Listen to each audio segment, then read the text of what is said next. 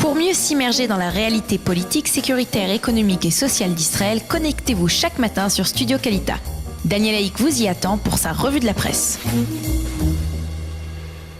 Eh bien voilà, ce sont les aléas du direct. Eliana a un petit peu de retard, elle ne devrait pas tarder à arriver, mais en attendant, eh bien, nous allons vous présenter la revue de la presse et des médias israéliens. C'est l'heure donc de la revue de la presse et des médias israéliens sur Studio Kalita. Une revue de la presse que nous allons débuter par le Israël Hayom, qui consacre ce matin sa manchette à l'Iran et en particulier à la nouvelle vague de manifestations d'Iraniens qui protestent avec de plus en plus de véhémence contre le régime des ayatollahs. Des manifestations provoquées entre autres par la chute brutale du rial iranien. Il s'agit de la monnaie iranienne, une chute qui est la conséquence directe de la série de sanctions économiques imposées par l'administration Trump après la décision du président américain de se retirer de l'accord de Vienne sur le nucléaire iranien. Et le journal de souligner en particulier que durant ces manifestations qui se sont focalisées dans la région du Grand Bazar de Téhéran, eh bien, les protestataires n'ont pas scandé des slogans contre l'État d'Israël ou contre le grand Satan américain, mais contre la Palestine. Mort à la Palestine, cessez de vous occuper de Gaza et de la Syrie et occupez-vous de nous. On scandait ces manifestants à l'adresse donc du régime iranien. Il faut rappeler que dès hier matin, le Premier ministre israélien Benyamin Netanyahou avait salué le courage des manifestants iraniens et il leur avait souhaité bonne chance dans leur mouvement pour faire chuter le régime au pouvoir à Téhéran. Les quotidiens israéliens mentionnent bien évidemment en première page ce matin la visite du prince William en Israël. Et les journaux nous montrent les premières photos du prince à sa descente d'avion hier en fin d'après-midi à l'aéroport Ben Gurion. Le Yediot Ahronoth nous montre même une copie du tweet envoyé hier pour la première fois en hébreu par le palais de Kensington. Le prince William vient d'atterrir en Israël pour la première visite officielle dans ce pays d'un membre éminent de la famille royale. C'était donc le texte, la traduction du texte en hébreu de ce tweet, mais ce n'est pas tout. Le Yediot Ahronoth, on va dire, donne dans la nostalgie, à la fois douce mais aussi plus violente. Douce en nous montrant une photo d'époque de l'arrière-grand-père du prince William. Il s'agit du prince de Galles Édouard, qui était en visite en Eretz Israël en 1862. Et le plus stupéfiant, eh bien, c'est que le journaliste qui a fait mention de cette visite du prince Édouard n'était autre que Yosef Rivlin, l'arrière-grand-père de l'actuel président de l'État d'Israël, Reuven Rivlin, qui, comme je vous le disais tout à l'heure, recevra vers 13h aujourd'hui le prince William dans sa résidence au cœur de Jérusalem. Et nostalgie également plus dure, toujours dans le Yediot Ahronoth, qui rappelle que le prince William a passé la nuit à l'hôtel King David, ce même hôtel où siégeait le quartier général des forces mandataires britanniques. Le journal nous montre d'ailleurs une photo de l'aile sud de l'hôtel détruite lors de l'attentat commis le 22 juillet 1946 par les membres de l'Irgun et du Lehi. Nadav Eyal, dans le Yediot Ahronoth, explique les motivations de cette visite historique du prince William. La Grande-Bretagne, écrit-il, a quitté l'Europe et elle se retrouve affaiblie face à des États-Unis de plus en plus protectionnistes. Elle a donc besoin de diversifier ses marchés et de trouver de nouveaux partenaires. L'un de ces partenariats, eh bien, ce serait avec l'État d'Israël. Et dans un tel contexte, le prince William, écrit Nadav Eyal, n'est qu'un pion dans l'échiquier stratégique et politique de la Grande-Bretagne. Le Yediot Ahronoth consacre ce matin sa manchette à ce qu'il appelle la ferme électrique de Gaza. De quoi s'agit-il ? Il s'agit d'une initiative humanitaire visant à tenter de régler le problème de l'électricité, un problème qui est crucial, on le sait, dans la bande de Gaza. En temps normal, il faut le rappeler, les habitants de Gaza ne bénéficient de courant électrique que pendant 4 heures par jour. Alors pour tenter de solutionner ce problème, Israël a autorisé la création d'une station solaire expérimentale qui devrait augmenter de manière sensible la production d'électricité, une électricité qui serait donc destinée à l'ensemble de la bande de Gaza. Cette station, il faut le souligner, sera construite en territoire israélien, probablement à proximité du poste de passage d'Erez au nord de la bande de Gaza. Côté israélien, on souligne qu'il s'agit là d'une initiative humanitaire unilatérale et qu'elle ne fait pas partie d'un accord quelconque avec le Hamas. Quant au Maariv, eh bien, il révèle en haut de sa première page que l'État d'Israël pourrait également promouvoir la création d'un port, ou plus précisément d'un quai sur l'île de Chypre qui serait destiné uniquement aux marchandises à destination de la bande de Gaza.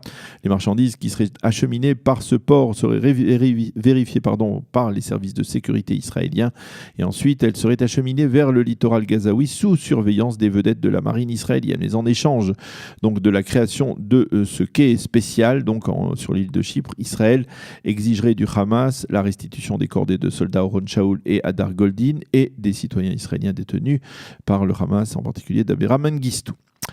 Le Maariv, lui, consacre sa manchette aux nouvelles révélations faites aux enquêteurs de la police par le témoin à charge Nir Refet sur le comportement de Sarah Netanyahou, que ce soit à l'étranger lors de déplacements avec son mari ou même en Israël.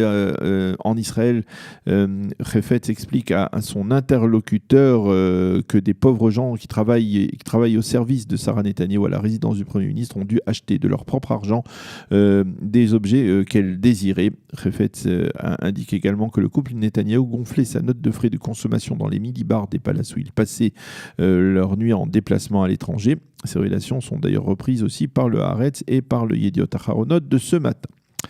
Les quotidiens israéliens se font l'écho de la vive tension au sein du camp sioniste. Après l'élection d'Yitzhak Herzog au poste de président de l'agence juive, le camp sioniste doit désigner un remplaçant au poste de chef de l'opposition, et c'est au président du parti du camp sioniste, Avi Gabay, qui lui-même n'est pas député, que revient cette mission périlleuse que de choisir l'un des députés du parti pour remplir ce poste. D'ores et déjà, Tzipi Livni, la principale députée de Noah, qui a fusionné il y a 3 ans avec le Parti travailliste, exige que cette fonction lui revienne. Son entourage affirme qu'elle est la plus expérimentée politique puisqu'elle a occupé de nombreux et importants ministères, mais Avi Gabay hésite.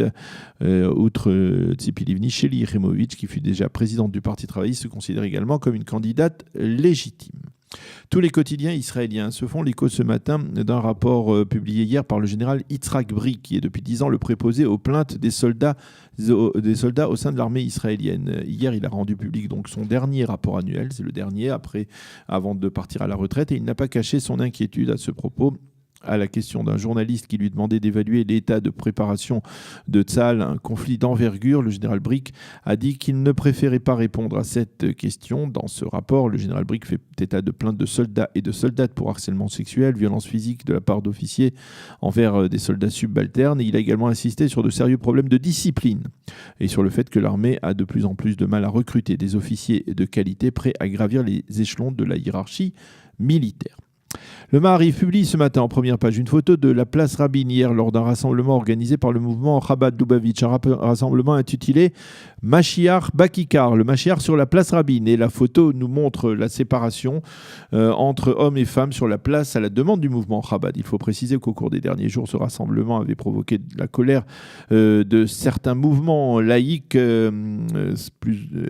qui se sont insurgés contre, je cite, ce qu'ils ont appelé la séparation sectorielle entre hommes et femmes, donc sur la place Rabin.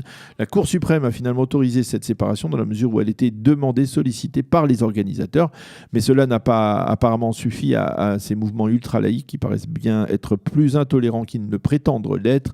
Et hier, certains de ces manifestants laïcs ont tenté d'empêcher l'entrée des participants à ce rassemblement sur l'enceinte, sur la place Rabin. Pour eux, la Gay Pride, c'est OK. Et c'est dans l'ordre des choses, mais ils ne peuvent supporter un rassemblement religieux sur la place Rabin, tout de même assez surprenant et décevant de la part de ces mouvements laïques et libéraux. Surtout lorsque l'on sait le rôle bénéfique de rapprochement que joue le mouvement Chabad, non seulement en Israël, mais surtout aussi à travers le monde, et comment il accueille, on le sait, dans ces bêtes Chabad, que ce soit au Népal, au Pérou ou ailleurs, dans des coins particulièrement isolés, beaucoup de ces Israéliens laïcs sans s'immiscer quelque part dans leur mode de vie. Et en marge, le Yediot Aharonot, lui, revient sur l'affaire des passagers ultra-orthodoxes qui ont refusé la semaine dernière de prendre place à côté de femmes dans un vol d'El Al au départ de New York. La direction d'El Al a annoncé que désormais, tout passager qui refusera de s'asseoir à côté d'une femme sera descendu de gré ou de force de l'avion. Voilà donc pour cette revue de la presse et des médias israéliens. Pour mieux s'immerger dans la réalité politique, sécuritaire, économique et sociale d'Israël, connectez-vous chaque matin sur Studio Kalita. Daniel Haïk vous y attend pour sa revue de la presse.